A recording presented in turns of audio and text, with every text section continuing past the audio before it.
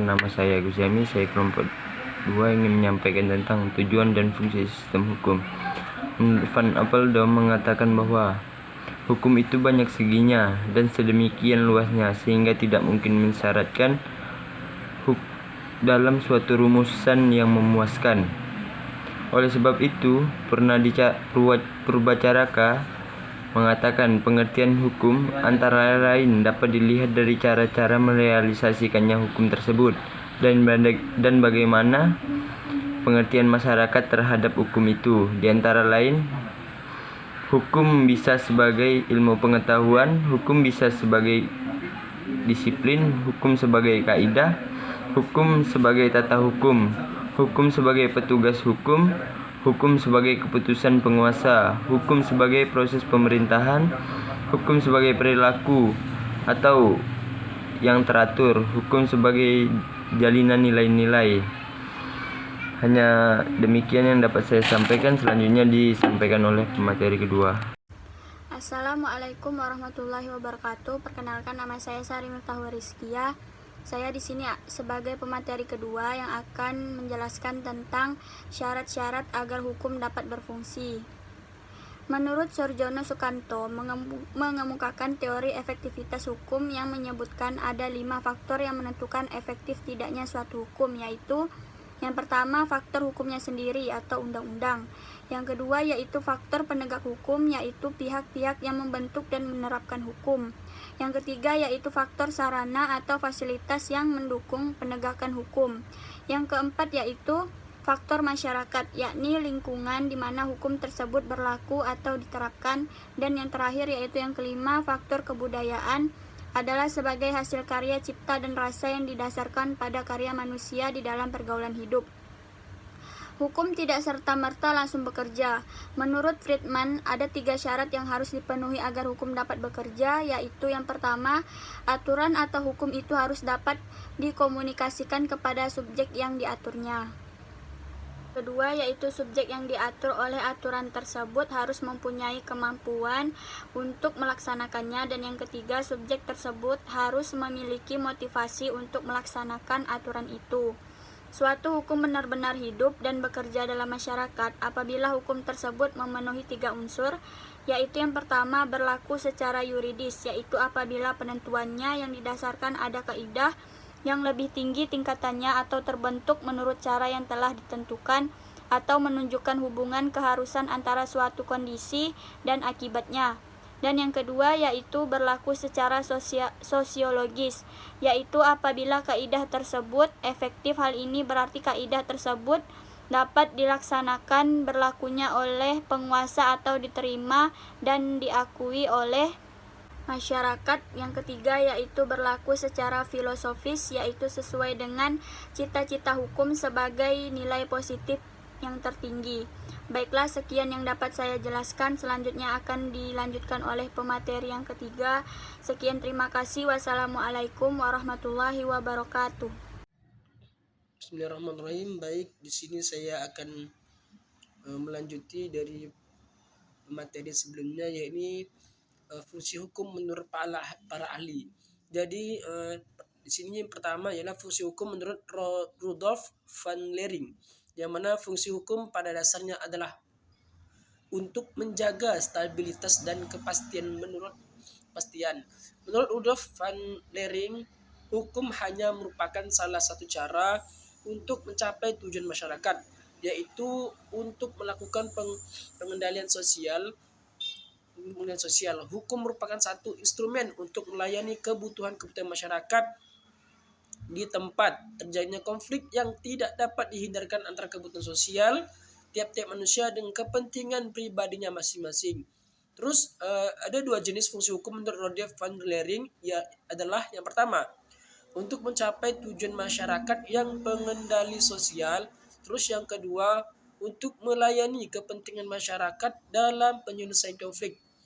Terus selanjutnya yakni fungsi hukum menurut Sacipto Raharjo, yang mana Sacipto Raharjo berpendapat bahwa hukum bekerja dengan cara memancangi perbuatan seseorang atau hubungan antara orang-orang dalam masyarakat.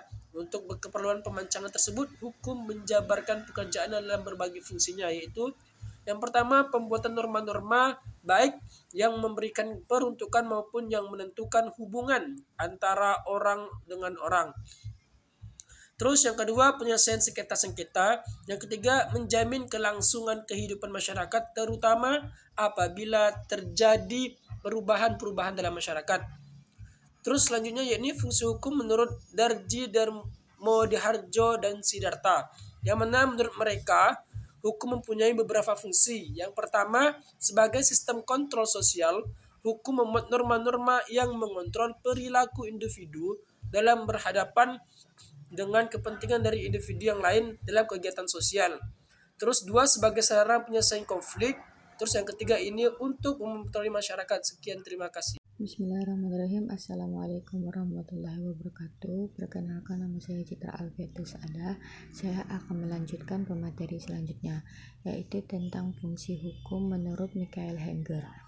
Hukum berfungsi sebagai sarana pembangunan. Menurut Michael Heger, dalam fungsinya tersebut hukum dapat mengabdi ke dalam 3 sektor, yaitu yang pertama, hukum sebagai alat penertib atau ordering. Hukum dapat menciptakan suatu kerangka bagi pengambilan keutusan politik dan pemecahan sengketa yang mungkin timbul melalui hukum acara. Juga dapat meletakkan dasar-dasar hukum bagi penggunaan kekuasaan. Yang kedua, hukum sebagai penjaga keseimbangan atau balancing. Hukum dapat menjaga keseimbangan dan keharmonisan antara kepentingan umum dan kepentingan perorangan. Dan yang ketiga, hukum sebagai katalisator. Hukum dapat membantu untuk memudahkan proses perubahan melalui pembangunan hukum atau law reform dengan bantuan tenaga kreatif.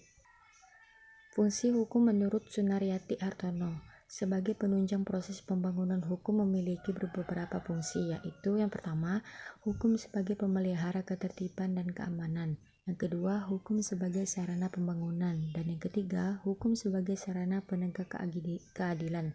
Yang keempat, hukum sebagai sarana pendidikan masyarakat. Sekian dari saya, terima kasih. Assalamualaikum warahmatullahi wabarakatuh. Benarkan nama saya Fadilan 118 0024. Prodi Hukum Ekonomi Syariah semester 7A. Ini saya akan melanjutkan materi, yaitu materi saya yang berjudul tujuan hukum secara umum. Berdasarkan uraian mengenai tujuan hukum menurut para ahli tersebut, maka dapat disimpulkan tujuan hukum ada sebagai berikut. Yang pertama, melindungi kepentingan masyarakat. Yang kedua, mengatur dan menciptakan tertib dalam masyarakat secara damai dan adil. Yang ketiga, mencari keadilan bagi masyarakat. Keempat, memberikan manfaat dan sebesar-besarnya bagi masyarakat. Untuk menyampaikan berbagai tujuan tersebut, maka hukum harus berkepentingan dan adil, bukan hanya sekedar keadilan prosedural, sehingga hukum mampu mengenali apa yang diinginkan oleh masyarakat yang memiliki kepentingan untuk mencapai keadilan situasi. Sekian dari saya. Assalamualaikum warahmatullahi wabarakatuh.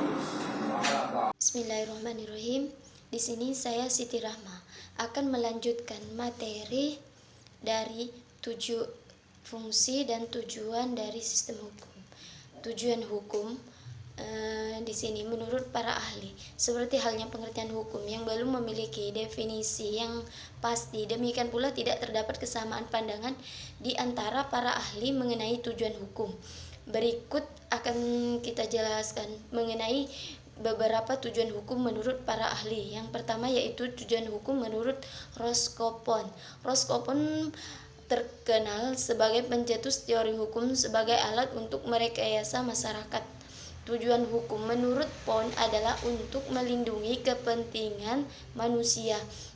Kepentingan manusia adalah suatu tuntutan yang dilindungi dan dipenuhi manusia dalam bidang hukum. Meliputi yaitu 1. Kepentingan umum yang meliputi kepentingan negara sebagai badan hukum. Terus kepentingan negara sebagai penjaga kepentingan masyarakat. Terus yang kedua yaitu kepentingan masyarakat yang meliputi kepentingan akan kedamaian dan ketertiban, perlindungan lembaga-lembaga sosial, pencegahan kemerosokan akhlak, terus pencegahan pelanggaran hak, terus kesejahteraan sosial. Yang ketiga yaitu kepentingan pribadi yang meliputi kepentingan individu, kepentingan keluarga, dan terakhir kepentingan hak milik. Terus tujuan hukum menurut L.J. van Apeldoorn berpendapat bahwa hukum bertujuan untuk mengatur pergaulan hidup secara damai. Hukum menghendaki perdamaian. Perdamaian tersebut dipertahankan dengan cara melindungi kepentingan-kepentingan hukum manusia tertentu, kehormatan, kemerdekaan jiwa, dan harta benda dari pihak yang merugikannya. Hukum mengatur tata tertib dalam masyarakat secara damai dan adil. Untuk mencapai tujuannya tersebut harus diciptakannya masyarakat yang adil dan mewujudkannya keseimbangan antara kepentingan yang bertentangan antara orang yang satu dengan yang lainnya. Kepentingan individu seringkali bertentangan dengan kepentingan golongan. Pertentangan kepentingan ini dapat menjadi pertikaian, bahkan menjelma menjadi peperangan.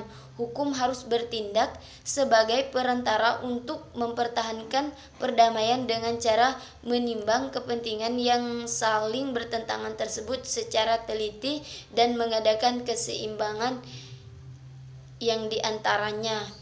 Mungkin sekian penjelasan dari saya, akan dilanjutkan oleh pemateri selanjutnya.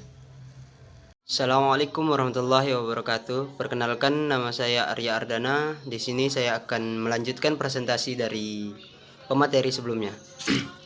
Di sini saya menjelaskan tentang tujuan hukum. Tujuan hukum menurut Sudikno Mertukusono menyatakan bahwa tujuan pokok hukum adalah untuk menciptakan tatanan masyarakat yang tertib, yaitu adanya ketertiban dan keseimbangan di dalam kehidupan masyarakat, sehingga kepentingan manusia akan terlindungi.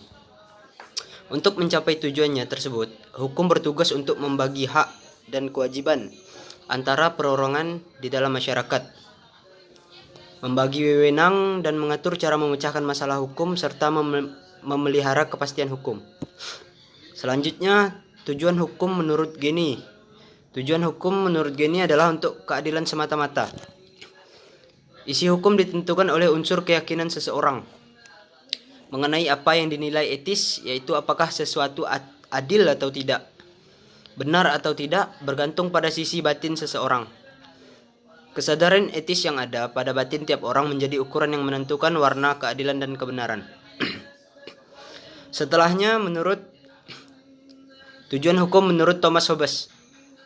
Thomas Hobbes memandang hukum sebagai kebutuhan dasar bagi keamanan individu. Hukum menjadi alat yang penting bagi terciptanya masyarakat yang aman dan damai di tengah orang-orang liar yang suka saling memangsa. Setelahnya, tujuan hukum menurut Immanuel Kant, yang merupakan penganut aliran hukum alam yang berpendapat bahwa tujuan hukum adalah sebagai pelindung hak-hak asasi dan kebebasan warganya. Kemudian lebih lanjut, Kant mengemukakan bahwa manusia merupakan makhluk yang berakal dan berkehendak bebas, sehingga negara bertugas untuk menegakkan hak-hak dan kebebasan warganya tersebut. Kemakmuran dan kebahagiaan rakyat menjadi tujuan negara dan hukum. Setelah itu, tujuan hukum menurut Jerome Frank. Menurut Jerome Frank adalah untuk membuat hukum menjadi lebih responsif terhadap kebutuhan-kebutuhan sosial. Mungkin cukup sekian dari saya. Sekian dan terima kasih. Wassalamualaikum warahmatullahi wabarakatuh. Baiklah, di sini saya akan menjelaskan tujuan hukum menurut Jeremy Bentham. Nah, sebagai penganut aliran utilitarisme ini, Bentham memiliki pandangan bahwa hukum itu bertujuan semata-mata apa yang berfaedah bagi banyak orang. Seringkali apa yang bermanfaat bagi seorang ini bisa jadi merugikan orang lain, sehingga menurut aliran ini tujuan hukum itu adalah untuk menjamin adanya kebahagiaan yang sebanyak-banyaknya bagi orang dan sebanyak-banyaknya. Pendapat Bentham ini tersebut dititik beratkan pada hal-hal yang bermanfaat bagi banyak orang namun tidak memperhatikan soal keadilan. Nah, adapun tujuan hukum menurut Subjekti. Nah, di sini pendapat Subjekti ini sejalan dengan pandangan Jeremy Bentham, yang dimana tujuan hukum itu menurut Subjekti ini untuk mengabdi pada tujuan negara, yang pada pokoknya itu adalah untuk mendatangkan kemakmuran dan kebahagiaan kepada rakyatnya. Untuk mencapai tujuannya ini tersebut, hukum harus menyelenggarakan keadilan dan ketertiban. Nah, Terus ada juga tujuan hukum menurut Van Kant. Nah, di sini Van Kant ini berpendapat bahwasanya tujuan hukum itu untuk menjaga kepentingan tiap-tiap manusia supaya kepentingan-kepentingan tersebut itu tidak dapat diganggu. Van Kant ini berpendapat bahwa norma-norma atau kaidah-kaidah yang ada seperti ini, norma agama, kesusilaan, dan kesopanan ini belum mampu melindungi kepentingan-kepentingan orang dalam masyarakat. Nah, terus dalam hal inilah hukum itu menjalankan perannya. Nah, ada juga tujuan hukum dari keseluruhannya itu dapat digambarkan secara umum bahwasanya yang pertama itu tujuan hukum itu melindungi kepentingan masyarakat, terus yang kedua itu mengatur dan menciptakan tata tertib dalam masyarakat secara damai dan adil, terus yang ketiga itu mencapai keadilan bagi masyarakat. Nah, terus yang keempat itu memberikan manfaat yang sebesar-besarnya bagi masyarakat. Nah, untuk mencapai berbagai tujuan tersebut, maka hukum harus berkompeten dan adil, bukan hanya sekedar keadilan prosedural, sehingga hukum ini mampu mengenali apa yang diinginkan oleh masyarakat dan memiliki komitmen untuk mencapai keadilan substantif. Nah, inilah penjelasan mengenai tujuan hukum dari saya. Sekian dari saya. Wassalamualaikum warahmatullahi wabarakatuh.